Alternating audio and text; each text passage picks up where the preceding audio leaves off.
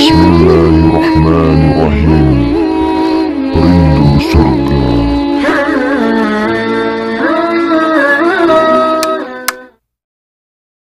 Assalamualaikum warahmatullahi wabarakatuh. Alhamdulillahi rabbil alamin. Wa bihi nasta'inu ala umurid dunya waddin. Ashhadu an la ilaha illallah wa ashhadu anna sayyidana wa habibana Muhammadan abduhu wa rasuluhu la nabiyya ba'dah. Allahumma la sahla illa ma ja'altahu sahla wa anta taj'alul hazana idza syi'ta sahla. Rabbi shrah li sadri wa yassir li amri wahlul 'uqdatam min lisani yafqahu qawli. Allahumma arinal haqqa haqqan warzuqna tiba'ah wa arinal batila batilan warzuqna jitinabah, amma ba'du. Seluruh pujian dan segala syukur kita haturkan kepada Rabb yang kita ilahkan, yang kita sembah dan tidak ada sekutu baginya. Alhamdulillah bi ni'matihi tatimmus salihah. Walhamdulillah ala kulli hal. Kemudian salawat dan juga salam kita untuk Rasulullah Sayyidina Muhammad Rasulullah sallallahu alaihi wasallam. Alhamdulillah sampai jam ini tidak ada berita apa-apa kan? Kita bersyukur pada Allah Subhanahu wa taala. Tapi nanti Jumatan kita akan seriuskan syukur kita melebihi daripada sebelumnya. Dan kita akan sujud syukur kepada Allah Subhanahu wa taala. Ternyata apa yang digembar-gemborkan memang Allah selamatkan kita daripadanya. Alhamdulillah. Kemudian perlu rasanya untuk kita ulangi menekankan bahwa banyak masih tanda-tanda akhir zaman menjelang hantaman meteor yang belum diwujudkan oleh Allah Subhanahu wa taala. Yang paling penting itu adalah dibebaskannya Masjidil Aqsa. Kemudian diumumkan di situ berdirinya kembali khilafah Islamiyah. Walaupun belum ala minhajin nubuwah, tapi telah didirikan khilafah Islamiyah. Seperti dalam hadis Sahih Muslim di mana Rasulullah sallallahu alaihi wasallam bersabda kepada Muadz ibnu Jabal, ya, berkata kepada Muadz ibnu Jabal berkaitan dengan pembebasan Masjidil Aqsa di akhir zaman dari musuh-musuh Allah dan musuh kita semua. Juga kepada Ibnu Hawalah kata Rasulullah sallallahu alaihi wasallam dalam hadis yang sahih juga bahwa nanti Masjidil Aqsa dibebaskan kembali di akhir zaman. Kemudian saat itu engkau hijrah ke situ. Nabi mengatakan ini di Madinatul Munawwarah. Dari Madinah ke Masjidil Aqsa sangat memungkinkan buat hijrah. Tapi bagi kita orang Indonesia tentu tidak gampang hijrah ke Masjidil Aqsa atau Palestina. Prosesnya panjang. Apalagi kebanyakan kita rata-rata tidak pandai berbahasa Arab, tidak mengerti karakter Arab, dan tidak tahu seluk-beluk Arab, dan banyak juga tidak punya dana. Tapi sekali lagi kalau dari Madinah masih bisa. Hatta jalan kaki pun bisa dari Madinatul Munawwarah menuju ke Palestina. Beda dengan kita yang ada di Indonesia. Jadi itu yang pertama ya. Arah-arah kepada sana itu dengan izin Allah sudah nampak dan sangat dekat. InsyaAllah ta'ala kita dalam tahun-tahun berikut ini, mungkin tahun ini banyak diberi kejutan oleh Allah. Kejutan yang menggembirakan untuk Islam, insyaAllah. Tahun ini, insyaAllah kita akan banyak mendapatkan kejutan menggembirakan. Contohnya dengan corona ini saja, tidak sedikit kejutan gembira yang Allah berikan kepada umat Islam. Apa itu? Seluruh kekuatan yang ada di muka bumi ini lumpuh seluruhnya. Lumpuhnya tidak bisa dipulihkan dalam sebulan 2 bulan. Dipulihkan bertahun-tahun. 2 atau 3 tahun paling cepat baru bisa pulih kembali. Amerika sekarang sudah mengajukan penjualan obligasi kembali. Tahu obligasi? Surat utang. Surat utang. Berapa banyak jumlahnya? Adalah sebanyak 5.000 54.300 triliun rupiah uang kita. Kalian tahu berapa nolnya tuh? Berapa nolnya? Itu kalau diisi diketik di HP kita tuh nggak muat nolnya tuh. Kalau dibelikan kerupuk tenggelam Sumatera nih. Banyaknya angka 54.300 triliun itu. Ternyata negara sebegitu jaya seperti Amerika sudah membangkrutkan hari ini lebih dari 500.000 milioner di Amerika. Bangkrut, tutup gulung tikar perusahaan-perusahaan mereka. 500.000 hanya dalam 2 bulan selesai oleh Allah. Bukan 1-2 orang, 1.000-2 orang, 1.000-2.000 orang, tapi 500.000. 500.000 itu jumlah yang bukan sedikit. Bangkrut seluruhnya. Angka pengangguran di Amerika Serikat melonjak dengan tajam. Sampai di angka 26 juta menjadi pengangguran hanya dalam 2 bulan.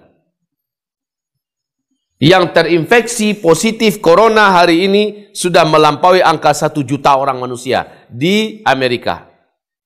Dan yang mati meregang nyawa hanya dalam 2 bulan melebihi Perang Dunia Kedua. Yaitu sudah 80.000 manusia mati di Amerika Serikat. Itu baru Amerika. Urutan berikutnya adalah Italia. Urutan berikutnya adalah Spanyol. Urutan berikutnya adalah Inggris. Kemudian Prancis. Kemudian Jerman.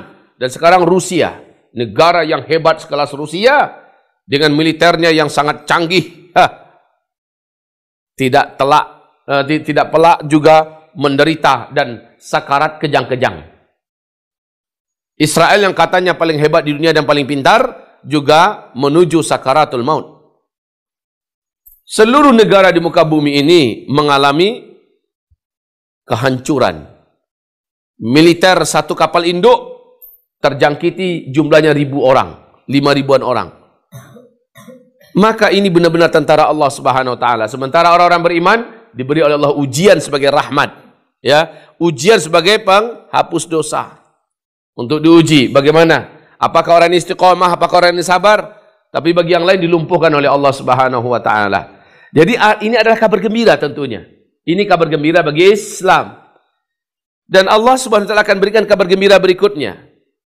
Bila memang terjadi nanti hantaman meteor, tidak harus di dalam bulan Ramadan.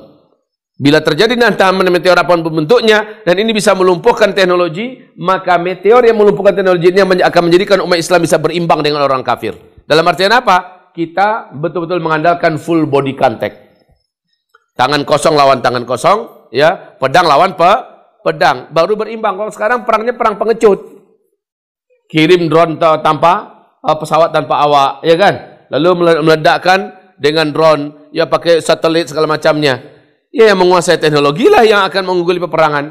Itu pun ketika diadu perang nyata, mereka juga keok kok. Amerika keok abis memalukan di Afghanistan. Sebelumnya Uni Soviet sebagai beruang merah penguasa bumi sebelah timur juga hancur berkeping-keping oleh pasukan mujahidin Chechnya. Bukan Chechnya yang menghancurkan Uni Soviet. Yang menghancurkan tetap adalah mereka kan berperang dulu dengan Emirat Islamiyah Taliban. Ya, kemudian kita juga mengikuti bagaimana Amerika kerjasama dengan NATO-nya, dengan PBB-nya, mencoba mengobrak-abrik kekuatan yang ada di Emirat Islamiyah. Itu juga bawa porak-poranda. Padahal apa yang dimiliki oleh Emirat Islamiyah Taliban kecuali hanyalah Allah.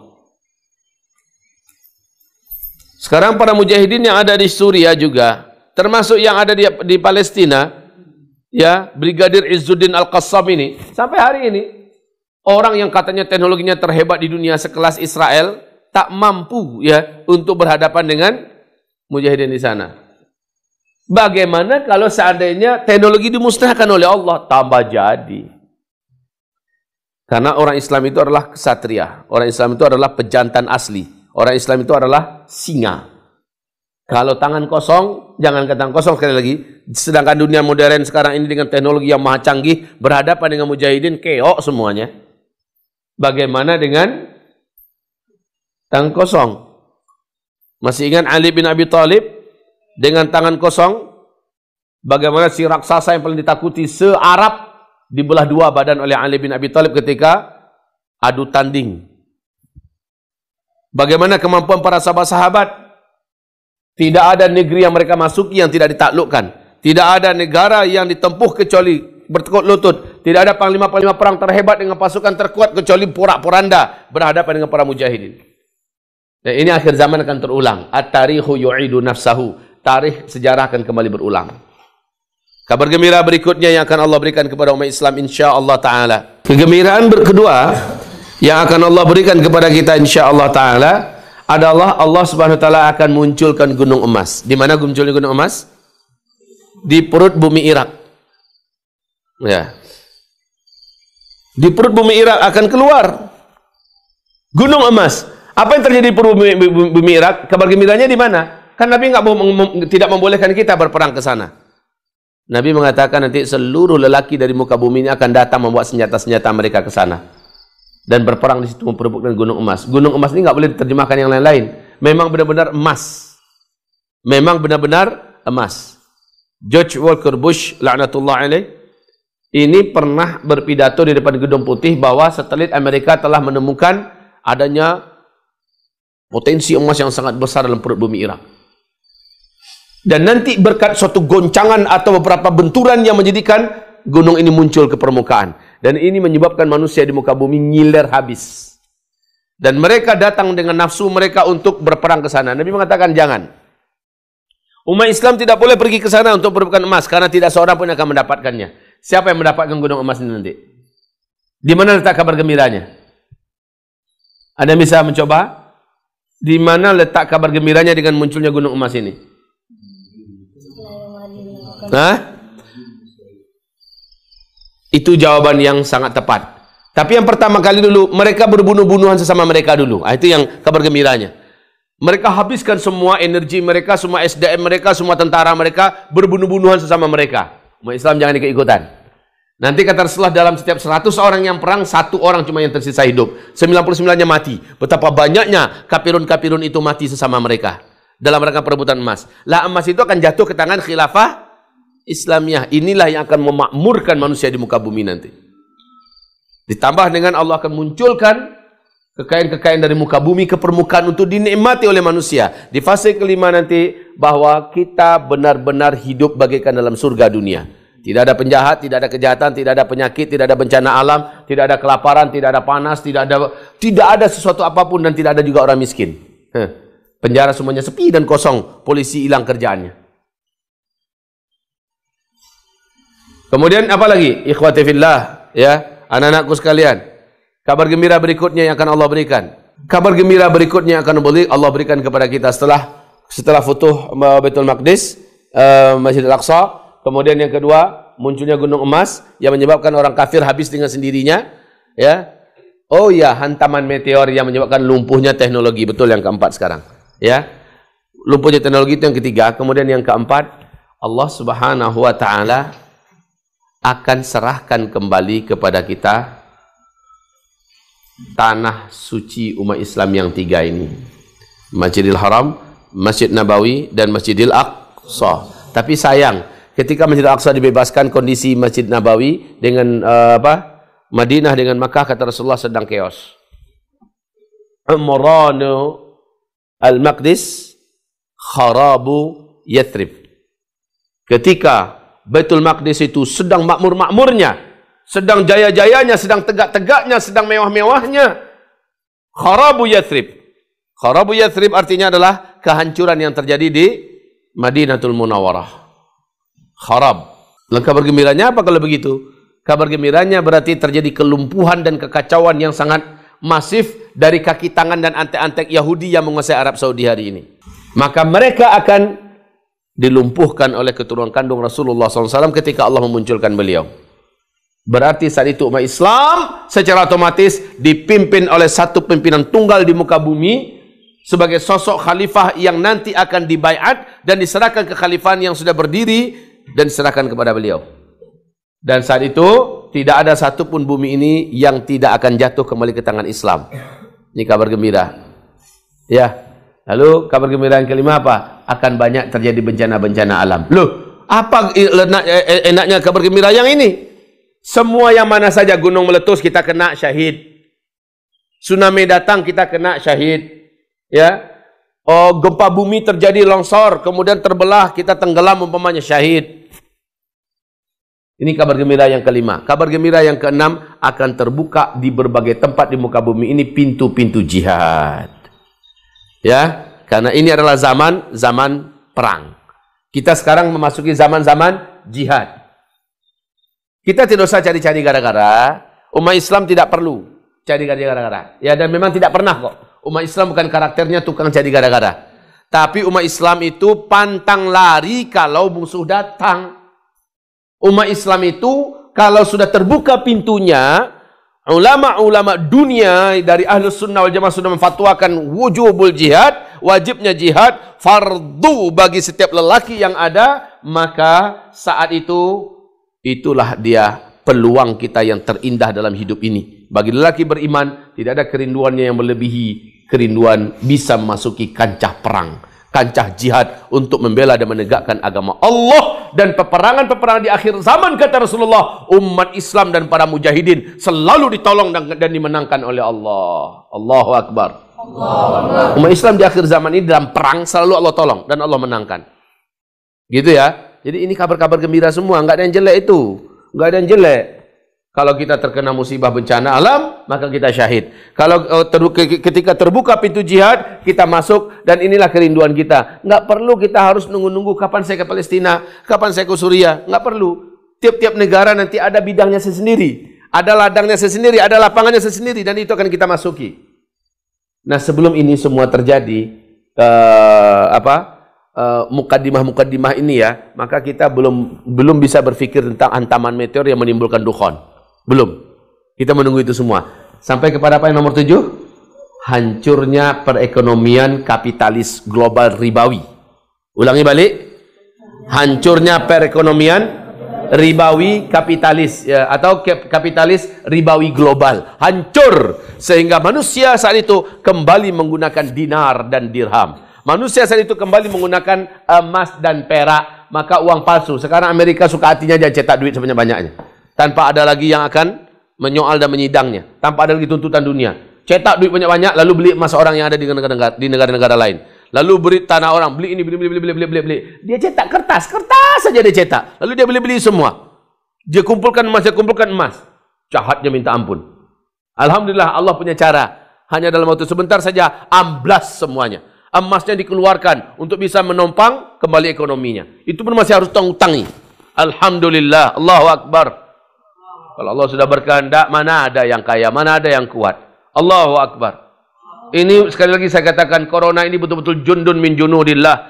Baru satu di antara tentara Allah lepaskan, Allah sudah beraksi, udah kayak gini hasilnya. Bagaimana kalau Allah datangkan yang lain? Baru satu. Persis kayak Namrus menghadapi lalat. Baru lalat Allah tugaskan, habis sebuah kerajaan yang sangat besar. Di bumi ini, dalam sejarah dunia ini, ada dua kerajaan terkuat yang dimiliki oleh pihak kekafiran yang pernah ada dalam sejarah. Pertama, yaitu Namrus. Yang kedua, Fir'aun. Ada dua kekuasaan terkuat di muka bumi dari pihak kebaikan dan kebenaran. Yaitu Sulaiman alaihissalam dan Zulkarnain yang agung. Coba lihat ini. Dan bagaimana Allah menghinakan Fir'aun? Hanya dengan tentaranya. Kalau Fir'aun hanya dengan air, kalau si Namrud hanya dengan lalat. Nah, situlah diuji orang beriman. Bagaimana? Tegar tidak? Istiqomah tidak? Sabar tidak? Bismillahirrahmanirrahim. Rindu surga